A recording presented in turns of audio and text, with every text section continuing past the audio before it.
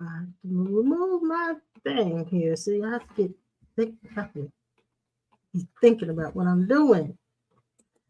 And I can't think. Where is it? There it is. Oh, okay. Hey, Pastor Norman. Well, hey there, how y'all doing? We doing all right. Dad's in here messing with me. Still messing with He me. mess, he messing with you. That's why you can't think. That's why. That's why I can't think. She like that before I came in the world. I can't think because he's messing with me. You were about 6 weeks behind me. How things going? Going good, going good. Yeah. Oh, what did I do? Hit the button. See, I had nothing to do with that. It's cause I am so sleepy I cannot see. Look, Wow. these. I'm not messing with you. Been busy today. Huh? See, y'all must have been busy today. How's mom? Mom is doing much better. Doing much better still. I kind of got to drive her around and stuff because of what she feeling there and stuff, Yeah. even when she walked. But I mean, she's doing much better, not as much pain. She's returning to her, her jolly self, but she knows she has to kind of be careful, not lifting anything and stuff like that. Well, I'm so glad to hear that. I am so glad to hear that. And I've been praying with you. I know Thank that I know you've been concerned about her. I was too, but let's see who's here. I am so sleepy. Please forgive me if I'm discombobulated. There is my sister and my brother-in-law. How y'all doing? Y'all doing? See, I don't even have our banner up here for who we are or nothing. And don't nobody know who this young man is that's sitting with us. I don't know him either. You know. That's the Norman. Yeah, I need to write what his. Let's see if I can put his name up there. He ain't got no name. Good. That's a good one. Good one, Dad. He does. He does have a name. Why can't I put it up there? We got the same name. I should be able to put it up there, but I cannot even think. It's crazy. It's crazy. Let's see if I can put it up there. And I'll be with you guys in a moment. I'm just trying to get warmed up here. Let's see if that'll work. No, that didn't do it either. Well, I'll figure it out when everybody's gone, probably. Anyway, this is Pastor. Oh, bless you. This is Pastor Norman, you guys. Pastor Norman. Sneezing, all that, blowing out all that stuff. Yeah, it's a lot of pollen floating around. It's the pollen. Yes, it is. Yeah. Dee Dee and George and John Grease is in the house. And Kathy Crumb is in the house. And Virginia, my sweetie pie, Virginia is in the house. Thanks, Sissy. She said she's seeing and hearing us clearly. I appreciate it. Well, we can't hear you and see you good. There's my sissy Anita. Yeah. Need to lead. Banners are up. Thank you, John Greason. I'm slow. I tell you why I'm slow today. And my husband's been messing with me, so you're going to see him looking at me throughout this session. She ought not tell that. Throughout the session. That ain't right. And so last night. Uh-oh, it wasn't me. No, because you went sound asleep. You were snoring like crazy. And my eyelids felt like had toothpicks stuck up on them and wouldn't close. So I don't know why I couldn't sleep. I didn't drink any caffeine. I don't know what it was. Just did not sleep. And then baby girl was restless. She was really restless. She's been having more trouble breathing.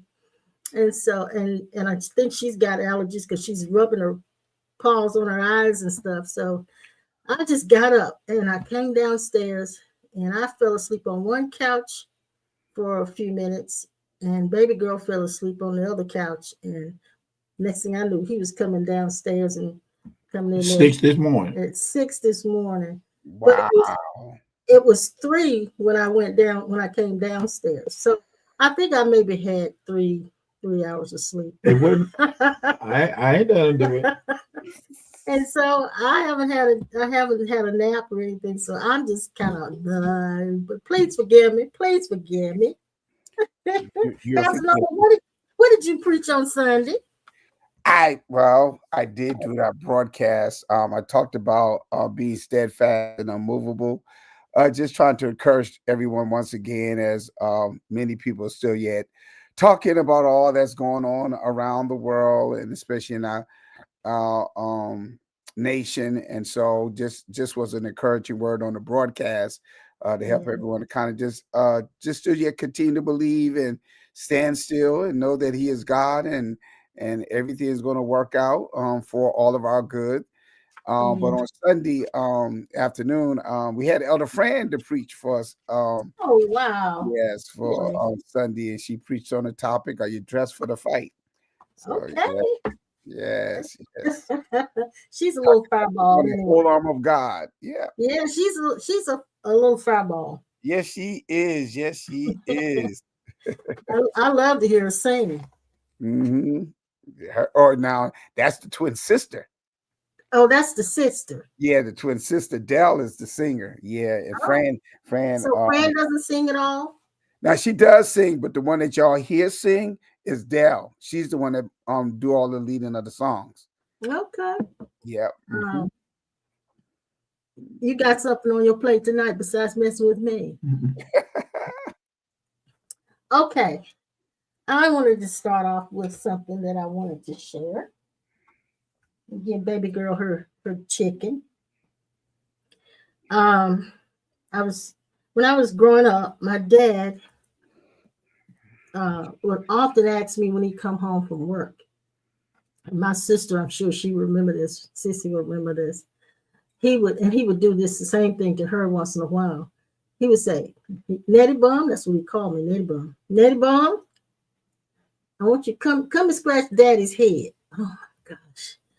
And he would want me to get the comb, part his hair, and scratch every portion of his head.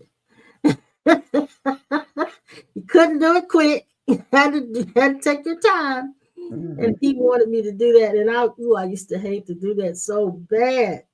So anyway, I was often to tell my husband, when I look in the mirror, I got my daddy's head is shaped just like it.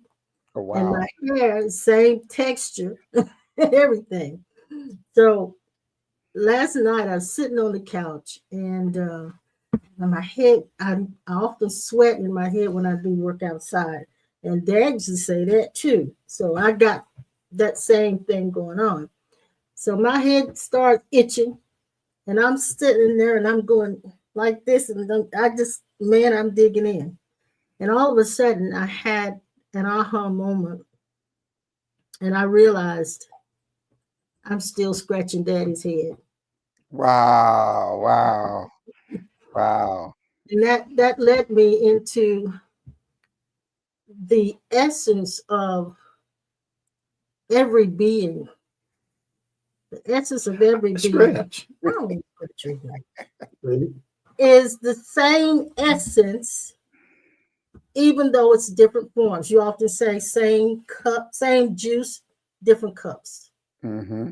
So the essence that we are is a shared essence.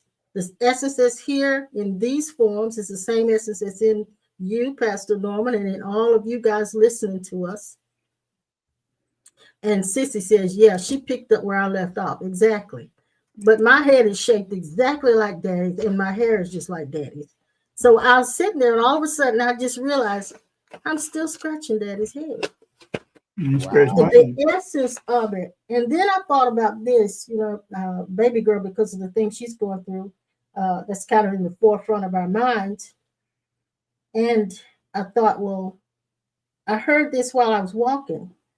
We've had three different dogs. We've had to put 2 down, and baby girl is our 3rd dog. And we don't want to have to do that with her, but we know eventually something's coming up because she's having more and more problems. Hopefully it lasts longer than we think, but she is having those challenges. So my thoughts were while I was walking,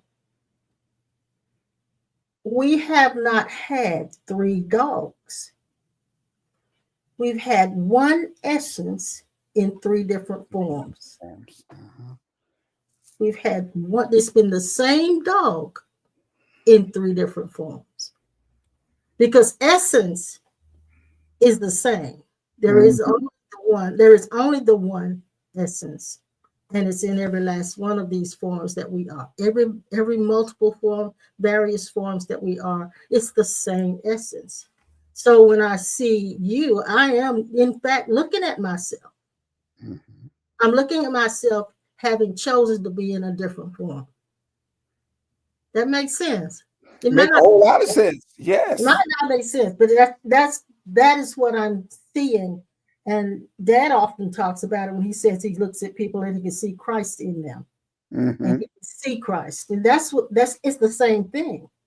It's the same essence. It's just different forms. And each, in other words, the same essence that's here playing the role of co-pastor and pastor is the same essence that's in Pastor Norman. It's the same. Mm-hmm. But we're playing the role of, you're playing the role of our spiritual son. Mm-hmm. We're playing the role of your spiritual parents. We're playing the role of your spiritual teachers, gurus, sages, whatever, those of you who are listening. Those are just roles that we play, but the essence of who we are is the same in each one of our forms.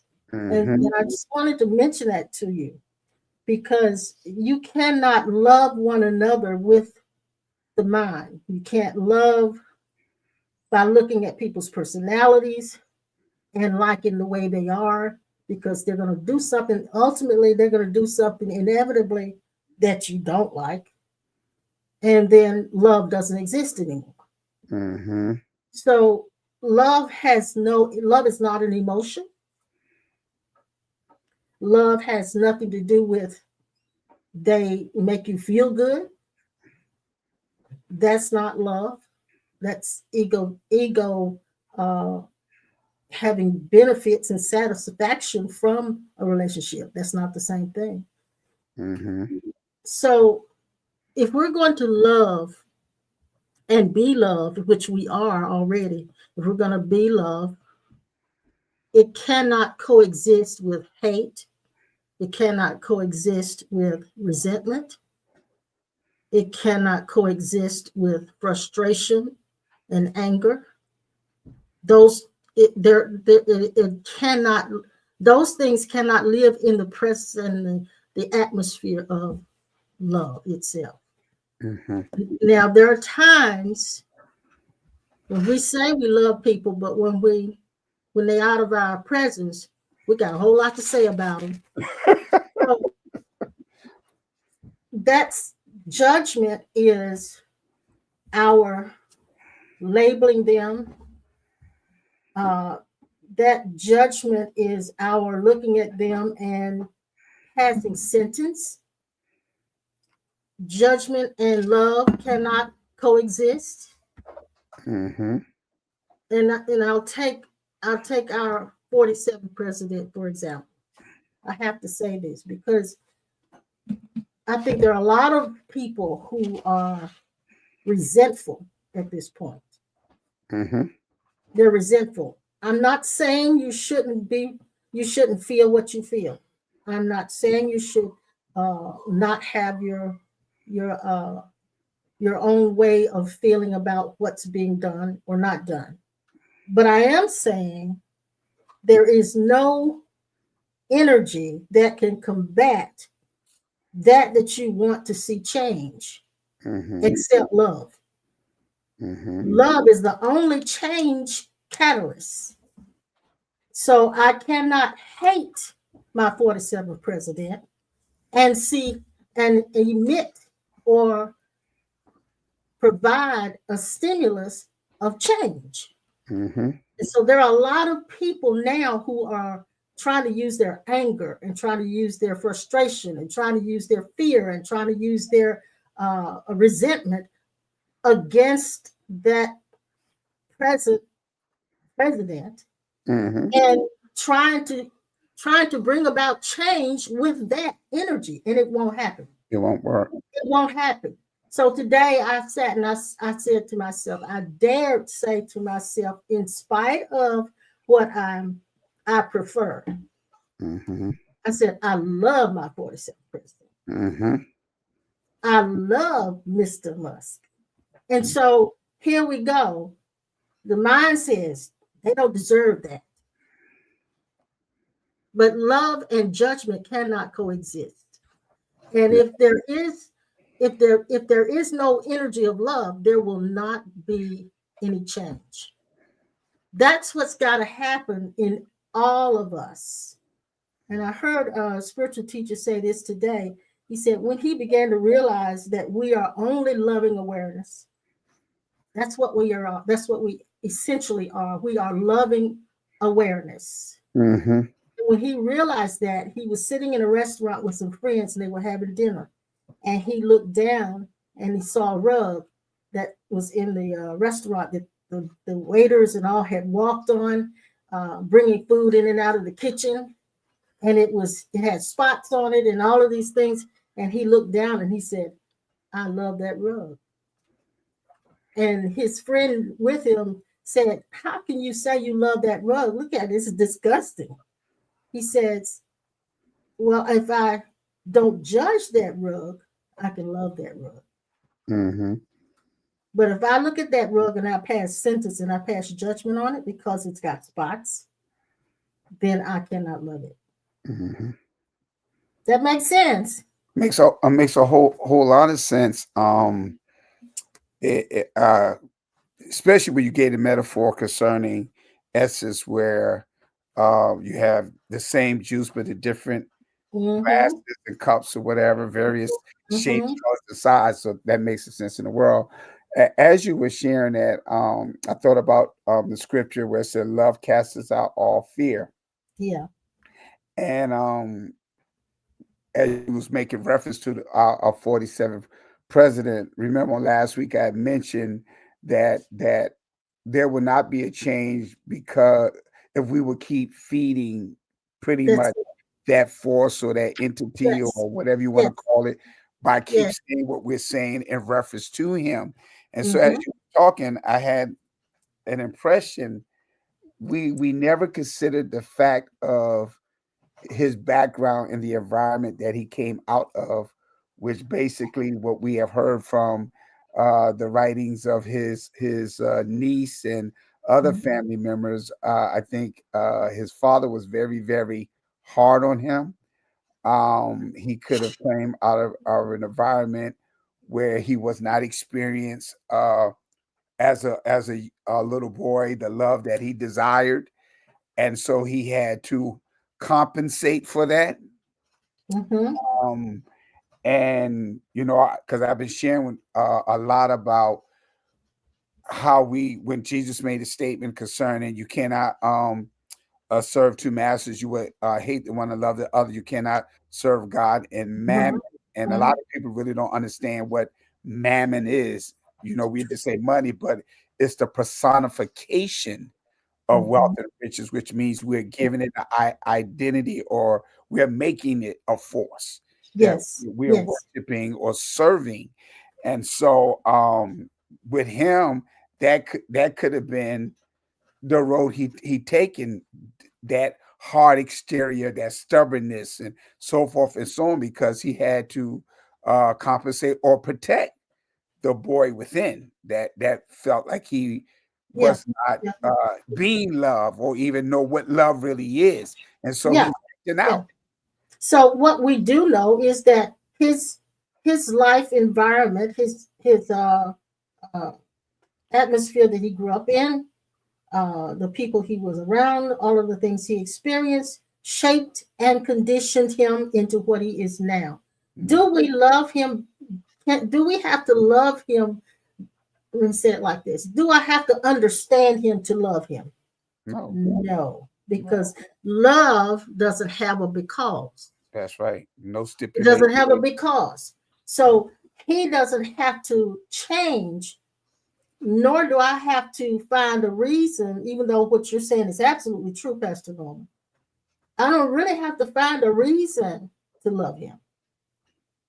I do know this. He's playing a very crucial role. Not only him, it's a whole bunch of them that are in the administration now that are playing roles. Now, I'm going to ask this question. How did Jesus feel about Judas that played the role of the betrayer? He loved you. He loved him to the point that when Judas came up to him, he said, Where are you coming from, friend? Mm-hmm. And he never judged Judas. He simply said, What you gonna do? Do it quick. Do it quick. But he never passed sentence on Judas. So he did not allow the fact that he knew Judas was going to betray him. Mm-hmm. He didn't allow that to become the catalyst for how he would treat Judas or how he would even think of Judas. So it's, and I'm saying all of that to say this, that there is a place. Am I saying that I'm absolutely okay with everything that's being done? No, I'm not. However, I realized because he's playing the role, what if he's supposed to play that role, like Judas played the role, in order for certain things to be fulfilled? And if that be the case, I cannot continue to resent, even though I'm not real crazy about the things I see happening. I can't continue to resent. And I'm not saying this to point a finger at anybody else that feels differently. I'm just saying this is where I am right now, and I understand better what real love is all about. And I like what Virginia said. She said, God is love, and love is all there is. That really is. Really is, yes. Yeah, and I believe, because it's funny, didn't even realize this scripture was in front of me. But I feel as though, especially when it comes to having the revelation of love, those of us that's enlightened understands no judgment. All things, again, and let's not use these scriptures or verses as cliches. And I simply mean that by you saying it repetitively is quietly used, but you have no insight or revelation of it. And so using what you just said, in spite of what everything that's going on, and of course is making everybody uncomfortable. Again, I don't have to like what's going on, but I don't like what's going on. Exactly. I have to know the truth that it's going to work out for our good. So, and then again, we use Proverbs 3, verse 5 and 6 quite often. Trust in the Lord with all thy heart. And what it said, he said, lean not to your understanding. So that proves the point of what you just said. I don't have to understand everything to love. It comes without understanding. I don't have to really know what his background is and say, well, he's like he is because of that, even though that's true. I won't say I won't have to. Love does not have to, it's not determined by me understanding and feeling like because of that, he can have my love. So it's not affection. I need to say that love is not affection. Nope. Has nothing to do with love. For some reason we think the word love means want. And so we even in relationships, we say I love you, and what we're really saying is I want you. Dad, you woke up dead, didn't you? You woke up dead. That's what we're doing. We're saying I want you. Woke up with that one. Because love only wants my good. It doesn't want me. It wants my good. I want the best for you. I don't have to want you. I'm just kidding. But yes. You go to your room. But that was well said, and I love the way you put that, because when we say that, because when situations and circumstances changes, why is there such a shift in your reactions, your feelings, how you approach me, and so forth? So obviously you just wanted a certain aspect that individual did not want the whole person. Dad, you a nut. Dad. Y'all trying real hard. Y'all working at it, ain't you? No, we working at? You Trying you to work explain that. and translate love and feel. Well, you tell us what it is. I don't. Tell us what it is, I don't Dad. know. I don't know. Tell us what it is. I don't know. Well, then let us keep going. All right, go ahead. Play it. But I do share what you share when I'm counseling married couples, that love is not an emotional feeling. It's not. That's when things ain't right. Then I don't love. Or even another statement that we use a lot when couples are going through a challenging time. Okay, in the beginning you said I fell in love. Now you talking about I've fallen out of love, which there is no such thing. Bump your head. You made a choice, and that's what people understand. You made a choice, and so if we understand that the revelation of John 3:16, God so loved the world that He gave His only begotten Son, then again, mankind as a whole was sinful, so He loved us without any stipulations or conditions whatsoever, because He is love. Exactly. Oh, and I like what God. Yeah, like you remember the scripture that says, "Be ye kindly affectionate one to one another." Be ye kindly affectionate. Yeah, we have affection for one another. When we meet up in church, and we were a hugging church when we used to be in the building. Yeah, we were too. We hug, boy. Everybody's cold. We spread our cold all over the place. But anyway, we were huggers, and it was because we felt affection for one another. But that is not love, because the moment one of them did something that wasn't liked, that went out the window. Exactly. You tried everything to avoid them when they walked into church. Yeah.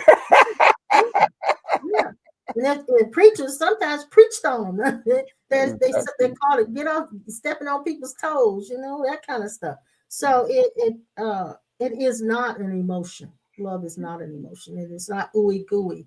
And I do realize this, that sometimes love will hurt you in order to heal you. Mm-hmm. That's good. You look at me, Dad.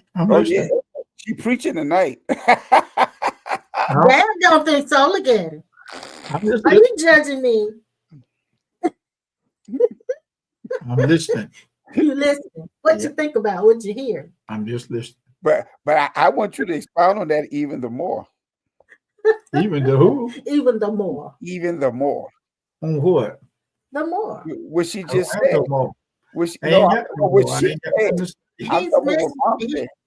He told me before we started, I'm not going to talk tonight. I said, okay. Why aren't you going to talk tonight? Tell us. Don't know nothing. So what are you going to do? You just going to sit there and listen and just watch us? And you're going to be eye candy. I'm going to be candy, but no eye. Eye candy. No eye. You're going to be candy, but no eye. So if I go back to what I've said in the very beginning, we are very familiar with each other's form. And when I say form, we're not just talking about the body, because there's a psychological form that's here as well as a physical form. So a lot of us fall in love. Some of us fall in love with physical forms, but that's not love either. Nope. Some of us have a passion for that particular physical form. Some people, yeah. And then some people fall in love with the personality of that's there, that psychological form. But in order to really have a loving relationship, it has to go past that. Go beyond just that. I like the way they are as a person. It has to go past that. Even though those things are beneficial, it has to go past that, because love does not have a because. That's it. It just loves. So God is not loving us because we're good. He's not loving us because we're His creation. God is loving us because there is no separate essence but God, and God is love. God's loving its own love. It's loving us with its own love. And when we love God, we're loving God with his own love. So, and if the world can awaken to that, then of course we, like the song said, the world would be a much better place. Yeah. And I think in these times that we're living in, we all of us want to see the best happen for this country, and not just this country, but for this world. But particularly at this time in our political climate, our nation is so divided and so chaotic at this point. And if I'm going to survive this chaos, this energy, this upheaval, I'm gonna have to convert it, because I can't keep looking at it and just be mad. I can't do that. I can do that, but if I do, I'm no better than the ones I'm mad at. Mm-hmm. And so I've got to put out a different kind of energy. And that different kind of energy is what we're talking about, which is love. And we talk about love, but we don't really know what love is.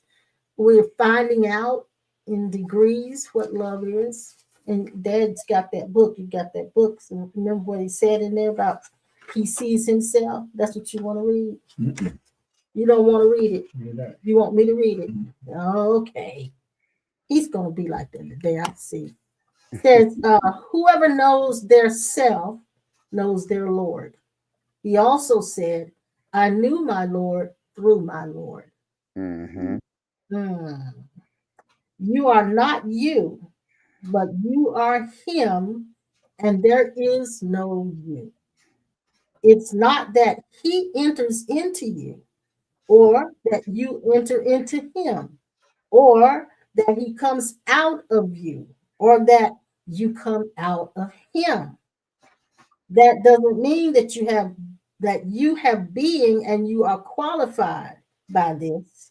What is meant is that you never were and never will be, whether through yourself or through him or in him or with him. You have neither ceased to be nor are you existent. You are him and he is you, without any of these imperfections. Now, I don't know if people can grasp this, because it's a very mystical language. It's the language of oneness, isn't it? Mm-hmm. Mm-hmm. What are you trying to do? He's speaking through presence tonight. Oh, I got you, Dad. You're right. I got you. I understand your language. I like the way you play your guitar. Listen, John Greaston said, good afternoon, Sandra. John Greaston says there was a lot of turmoil at and before Jesus' birth. Now, what were you referring to, John? Give me a hint as to where you're coming from with that train of thought. I kind of got what you want, but just give me a little more detail if you can. Mm-hmm. So I want to just, if I can, and I know I may not be explaining it as well as I could or should, but I'm beginning to realize that when we see Christ in another person, we're not seeing the Jesus with a robe. Exactly. That's not the Jesus with a robe that we're seeing. We're seeing the very essence that was in the Jesus body. Mm-hmm. That same essence that was in the Jesus body is that same essence that we are, because there's only one. Mm-hmm. And when I say essence, I mean when before anything was created, God in its unmanifest state, there was nothing to create anything out of. Exactly. But God. Exactly. So everything that was made out of the essence of God. We are the figment of his imagination. Yeah, in fact, we only appear because he's continuously imagining us into existence. That's the only reason we're here. And I mean, it's right there. Things that are made was made from what? By Nothing. him and for him. Yeah. Nothing tangible whatsoever. Where's that scripture? Let's read that one. That was a good Everything one. is That was a good one. I'm trying to remember where it's at. I don't remember where scriptures are as much as I used to.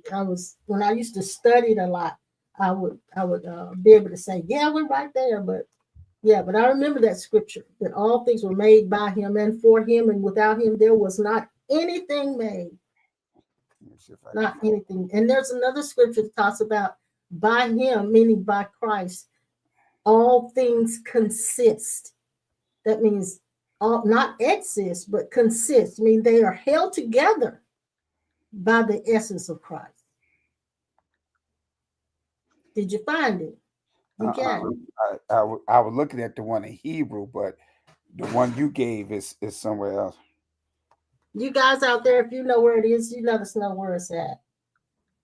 So to go back to our political situation, I am with intent determined to emit only love in this situation. Yes, I have my opinion. Yes, I have my preferences. Yes, I believe things could be done differently. Yes, I know that certain people are going to have hardship and are having hardships already. Yes, I am aware that it could affect and impact even us. And there's a certain level of fear that comes from that.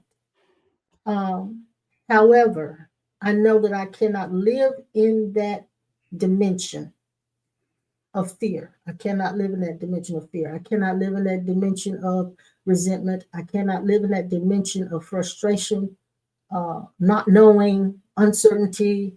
I can't live there. Did you find it, Pastor Norman? Now there's several, but based off of what you just said, that would have been St. John 1 and 1 where it says all things were made by him, and without him was not anything made that was made. Yeah, That yeah, what you just repeated. So that's in John 1 and 1. yeah, So but then you have the other one in Hebrews also.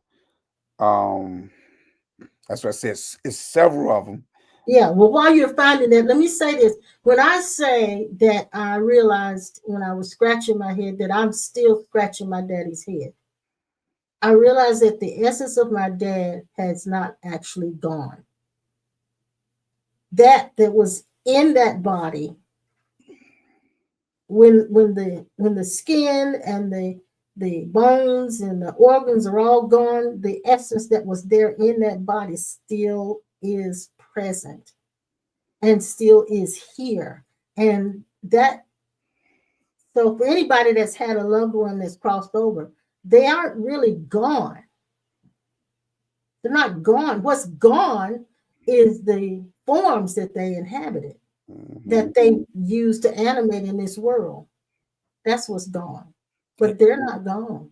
Essence has returned back to essence. Yeah. And when I say essence, we can lose ourselves in just the word, the terminology essence. We're talking about what is essential. It's like when I've been making sourdough bread, and I had to make a sourdough starter in order for the bread to rise. I can put all of the ingredients together, but if I don't put that starter in there, I haven't put the essential ingredient in it. That starter is the essence of that bread. So if I don't put that in, what is essential is not there. We are the essence. And Jesus said it like this: you are the light of the world. We are actually what's holding this nation, this world, we're holding it together by our own essence. But in our essence, I'm not talking about the essence of the psychological Antoinette, the psychological Clifton and Norman. I'm talking about the essence of God itself that's inhabiting every one of these bodies. And not just inhabiting, but because we're not imprisoned in these bodies. It's animating and navigating through this earthly life and earthly dimension by using these bodies as its garment. Mm-hmm. Yeah. Yeah. Virginia said Colossians 16. Yeah, I have that one as well, Yeah. Yeah. and the one in Hebrews.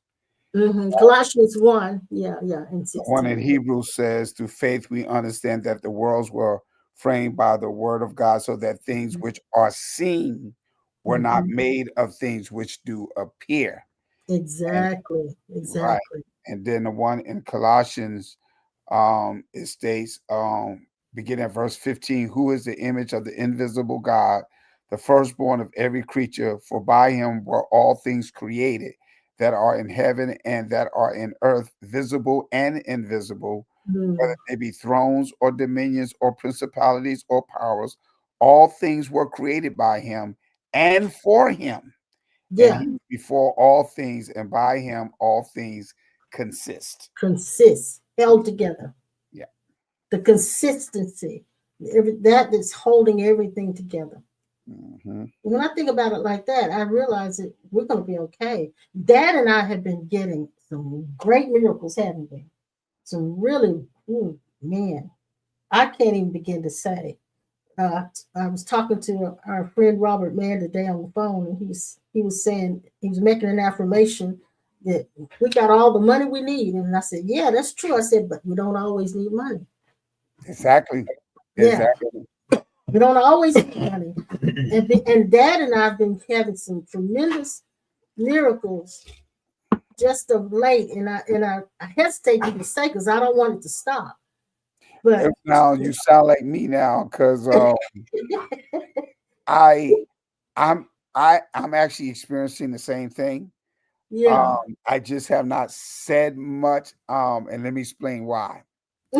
It's not that I think it's going to stop, because I really believe that we do have the authority to speak those things that be not yeah, as though they were, and they will eventually manifest. Um, there's some other factors that is involved in that as well, but I I oftentimes want to share with people, just like you guys.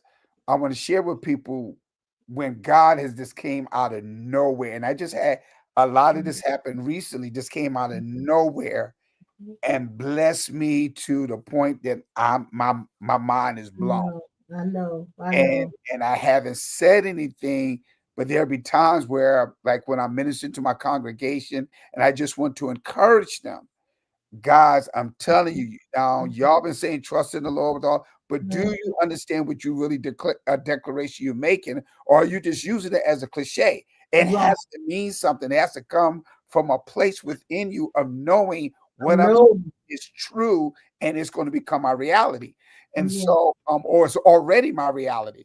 And so there have been manifestations that has occurred with me recently that has been mind-boggling, and I'm trying to share with the people in a way that you're not speaking from a place of ego, not trying to be yeah, arrogant or cocky, but you want them to experience the same thing, knowing, look, God is able to do exceedingly above all you can ask or think. And that's been a way of me encouraging. Sometimes I haven't. You shouldn't say, because then they're gonna think you got it. And I'm like, no, I'm not saying it for that reason. I'm trying to yeah, yeah, encourage the yeah, saints that, hey, just because we're the pastors or the spiritual leaders or whatever you want to call us and so forth, we're sharing our experiences as a testimony to yeah, let yeah. He doing it for us. He will also do it for you. Yeah, because even though we're in that position, we have a daily walk just like everybody else. Exactly. But we've been experiencing tremendous miracles. There are financial miracles, but they're not finances or money given to us. There are services provided for us without paying for them. It's mind blowing, isn't it? It really is. There are three distinct things that I'm thinking about that have happened in the last 2 weeks that we're absolutely being taken care of. I want you to type that in. We are absolutely being taken care of. And like I said, it isn't millions of dollars poured in our put in our mailbox or coming in our bank account. Uh, but I'm finding out that it isn't always money that you need. And I remember that Jesus, when he was walking the earth in his form, he he experienced that because he didn't work on a job. And he had everything that he needed. Now that's funny because I used that Sunday during the offering time, and again want to encourage. I hear what everybody's saying about our economy and all this Mhm, stuff going on and mhm, stuff like that, but I mhm, said, y'all got to remember the power and authority he given. I said, when they approached Jesus concerning him paying his taxes, he said, look here, go down there and catch that fish. mhm, And there were money in the fish. He said, now go give Caesar what is Caesar's.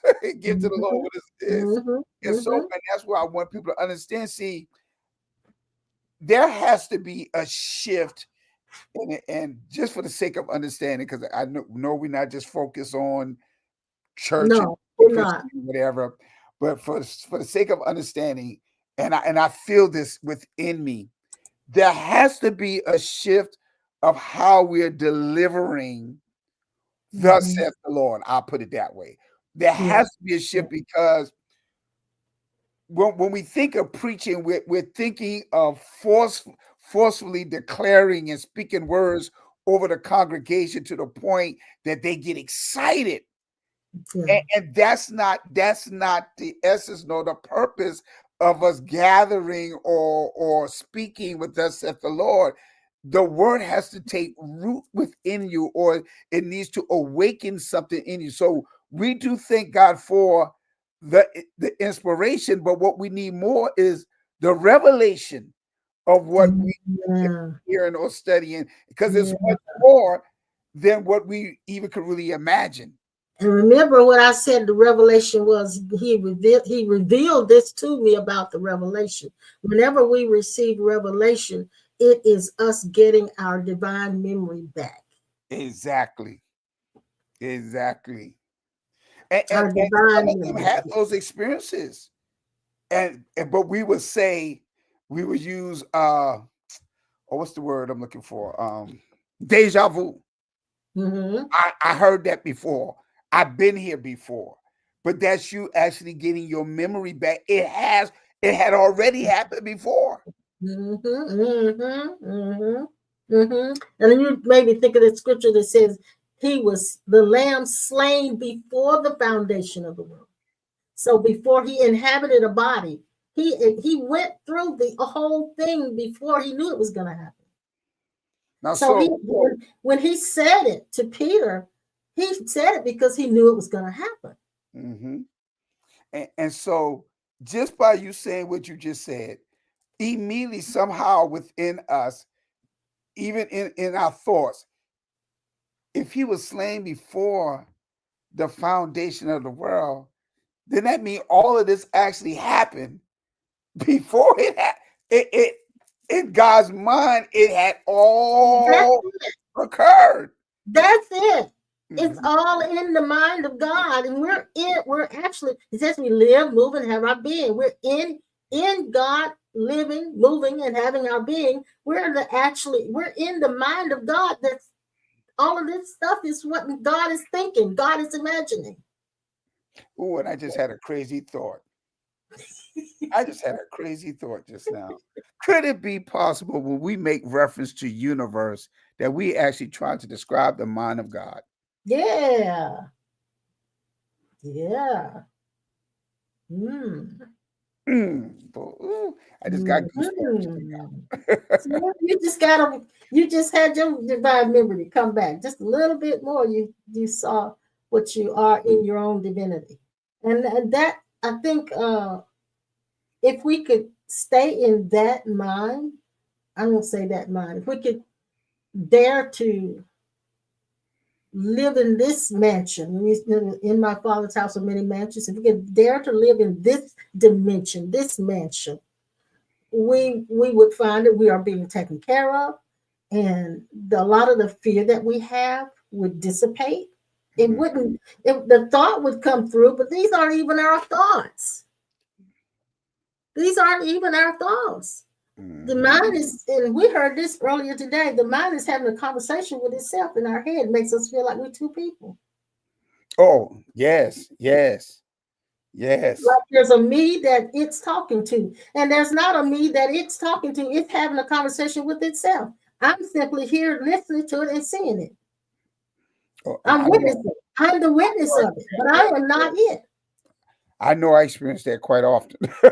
when you steal and especially when you're not around a lot of activity, you can actually hear the Yeah, conversation going on in your head. yeah. And sometimes it's like, okay, wait a minute, hold up. I know I'm not losing my mind. Mhm. Now, Who Dad, did I need you to talk. No, I'm listening to I you. need you to talk. I need you to talk. We want to hear from Well, you. I'm gonna see if I can. I'm gonna see if I can stir him up with this. You're gonna see if you can stir him. I wanna share something that I want to hear from wife you. my wife and I noticed on last week. Well, it began in the middle of last week. Out of nowhere on our prayer line that we have at 6 o'clock in the morning, we started having this experience of laughter Mm, just out of nowhere. And so, you know, it kept happening frequent. And so then on Thursday, I had to preside over a funeral for one of our members. And let me tell you something, that that was truly a celebration of life gathering. Every person that got up and gave remarks, it was as if we was at a comedy club, a comedy show.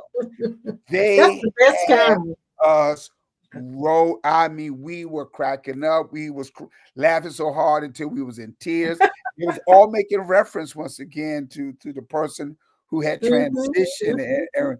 And one guy, well, several of them made a statement before Tyler Perry presented unto us Medea. This was the actual Medea, you know, that Yeah, and of course we know her. We went several times, my wife and I, to go minister to her when she was going through certain health issues and so forth. But I sat back and it hit me. This is what it should be like. yes. I know their hearts Yeah. are maybe kind of heavy because she had Mhm. transitioned, but everybody kept making statement. Y'all know she wouldn't want us in here crying. And so when I mean it was so much laughter Yeah, yeah, that it yeah. reminded me of what was happening on our prayer line. And so I told my wife, I said, this kind of reminded me almost like The Color Purple when the young lady was singing the song, the choir Yeah, started singing it. It said, maybe God trying to tell you something. yeah, yeah. And so I'm saying to myself, God, all of a sudden out of nowhere, we start laughing. Are you trying to reveal something to us that we're taking some things just too serious, too far, where your word says laughter is medicine Yeah, unto it the is. soul? It Could it really be is. possible that some people are experiencing not having healthy bodies because they're not having healthy thoughts, because their thoughts are Mhm, unhealthy and mhm, everything else is going to be not sound? mhm. Do we need to result to the place of creating atmospheres or environments where there is laughter? I would think so. Look, Dad and I, the best times we've had together have been the times when we laughed so hard together. And a lot of times we're laughing at each other. Mhm. And because we've kind of learned how to lighten up and and be able to laugh about ourselves. And so often we'll sit and laugh until we cry. Don't we? Just Mm-hmm. laugh until we cry. And it's refreshing. I remember when I lost my dad, when I lost my mom, my brother, anybody that I've ever lost as far as transitioning to the other side.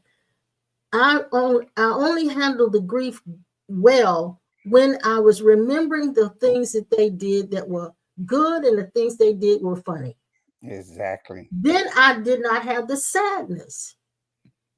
But you have to really make yourself live in that mansion. But you're right. I think God is trying to tell us something. Mhm. Now you lean forward. What you gonna say to us? I'm just listening at you. They gonna think you punishing me. Why? No, I'm not. They I'm gonna just think you listening. punishing me. Mm-mm. I'm just listening. I know you just Waiting. listening. Wait, what you waiting on? What to say? Okay. What to say? Mm. Not you.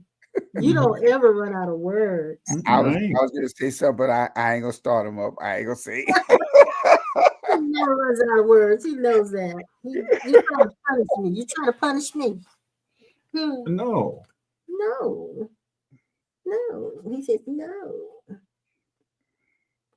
I wanted to read. I do know PTSD is what is in position in Washington, D.C., and our government and our now president. He is the conditions of his parents and his conditioning and all others that worked with him. He's using them and their condition out of PTSD to bring suffering and pain from other PTSD um, participants. And that can only be shown from the true self that all of them are in their true essence. Mm-hmm. It will not stop because it is a pointer. It is a pointer, and it's tearing up all of us who are in our personal PTSD condition state. Mm-hmm. Fussing at him, he can't hear you on the screen. He can't hear you on television. So you might as well just shut your mouth or shut your mind's mouth. Boy, if you don't want to shut your mind's mouth and your mouth, go to a place in them. This is what bugs me more than anything. Well, yeah, I saw two musicians or artists singing that we know real well, and they made some new songs in the studio, and it's about when Jesus come. Mm-hmm. But I thought we were saying Mm-hmm. that he's living in us, Mm-hmm. and yet he's coming. Kind of like the song we heard yesterday. Beautiful song, beautiful worship song, where the guy said, "You're more real to me than the air in my lungs. You're more real to me than the earth I stand on." And I said, that sounds good. I said, but it's not necessarily true. It sounds Because it's not that he's more real than the air in your lungs. God is the Yeah. air in your lungs. like It's a not, compound preposition. yeah, not more real than the earth you stand on, but he is the earth you're standing on. Mm-hmm. And that realization hasn't hit the church yet. And it won't hit the church. It hits individuals, Yeah. like some of the sages and some of the ancient writings, and what you're reading out of that Knowing Yourself book. Uh, but there is a price that comes along with waking up, and it is that price is you are no longer a soul winner, and you're no longer the PTSD of brick and mortar denominational and churchology. You're no Mm-hmm. longer that PTSD.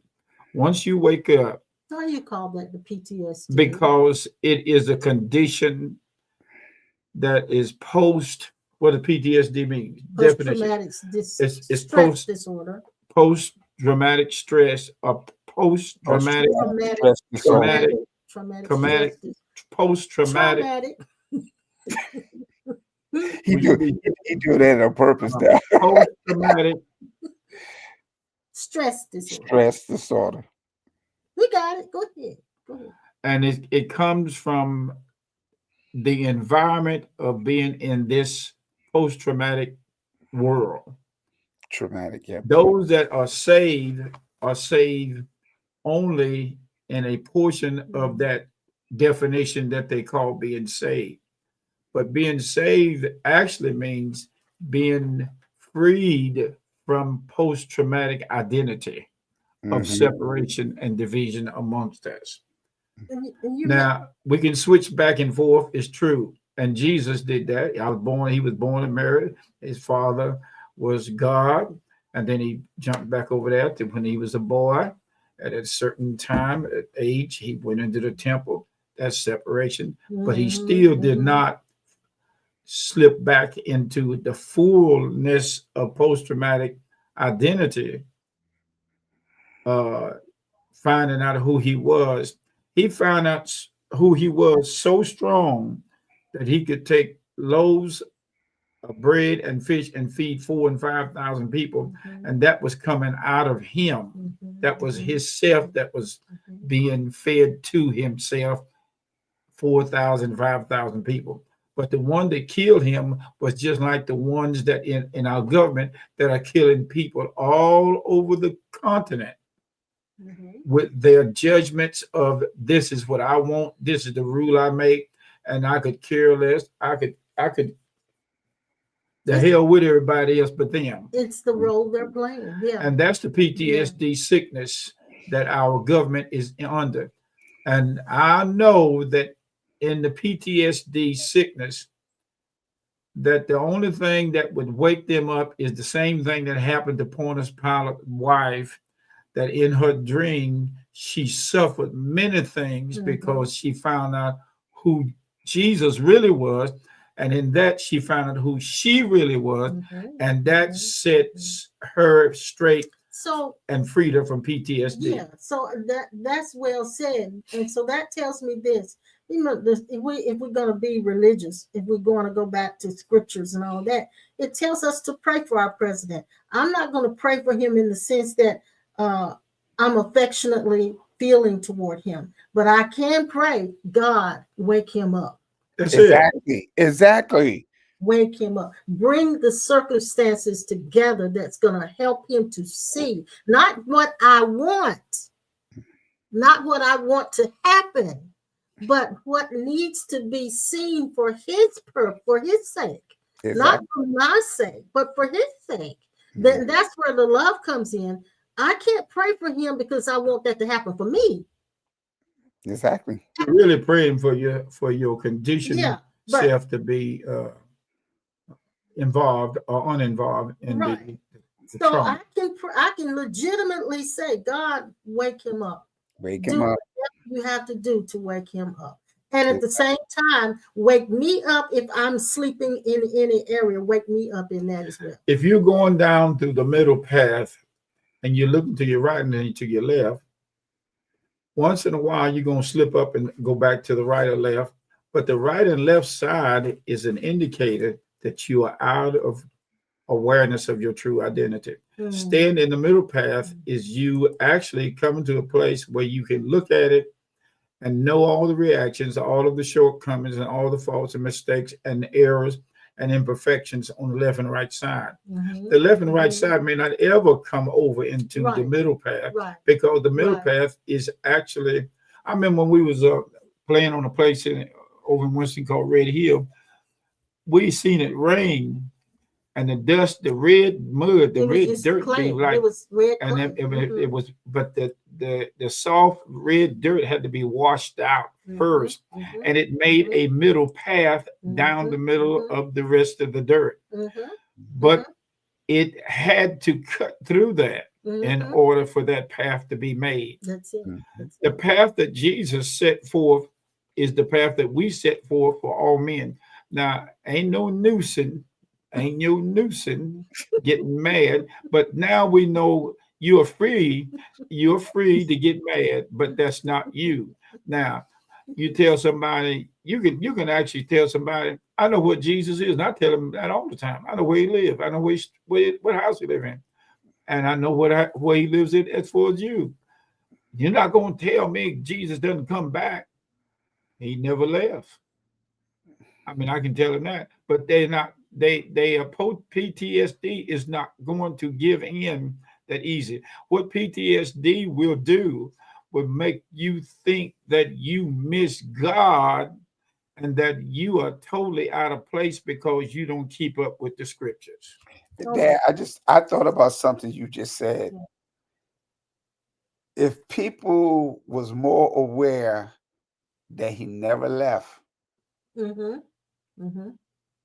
there should be a shifting within their state of mind and behavior.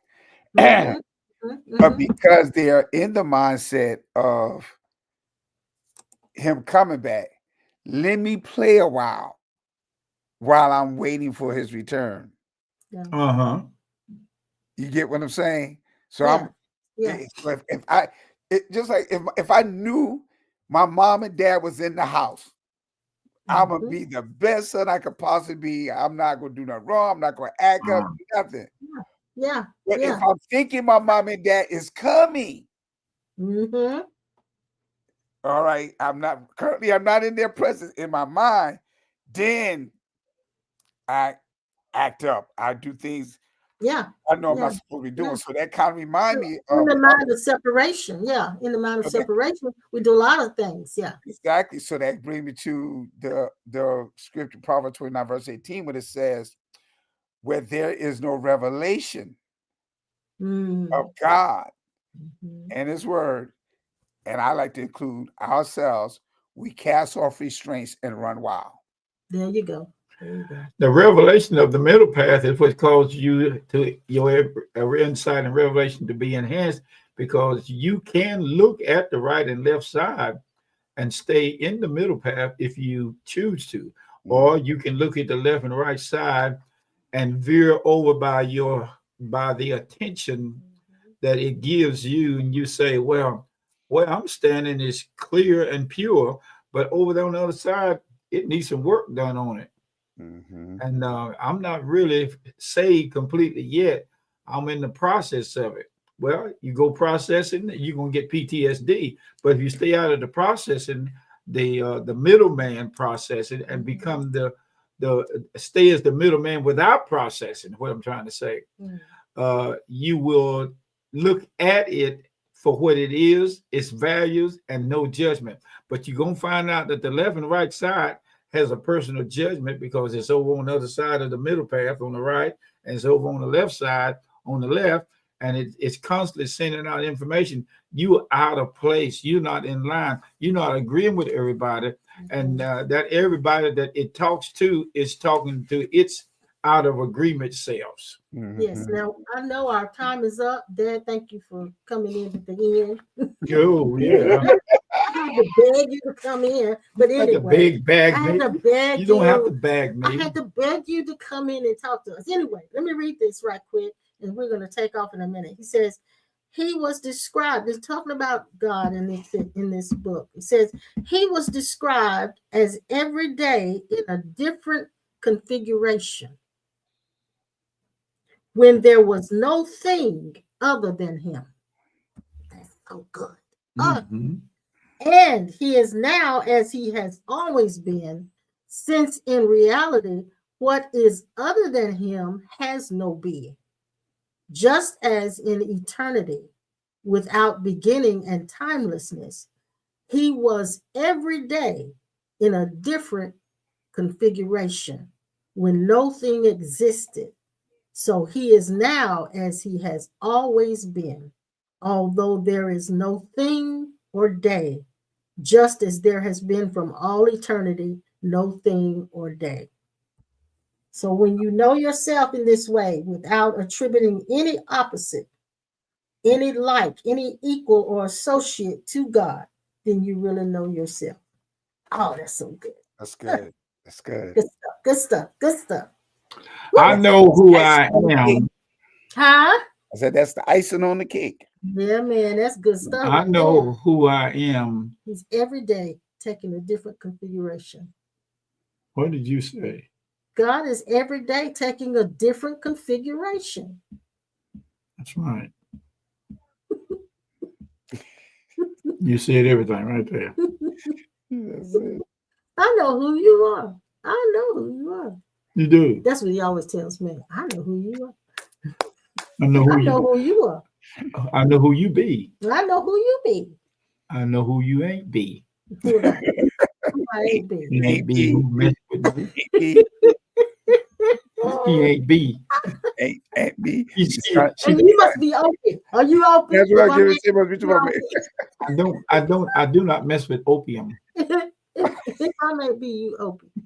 I don't mess with opium. Don't be Barney. Just don't be Barney. That's all I can say. For those of you who don't know who that is. Who's that in the We're one talking that about lock up Andy in the Griffith. jail all the time? Well, Otis. Otis. My name is Otis. Oh, the drunk one? I'm Otis. Did you ever see the episode? My favorite one is Ernest T. Bass. Yeah, that's It's me. It's me. It's Ernest. Did you ever see the episode where Barney was going to talk to Otis's subconscious to find out where the steel was? Yeah. When he was still, he said, Otis was asleep on the bunk. He was asleep in the jail. He had locked himself in the jail cell. And Barney went in there and he said, Otis, this is your subconscious.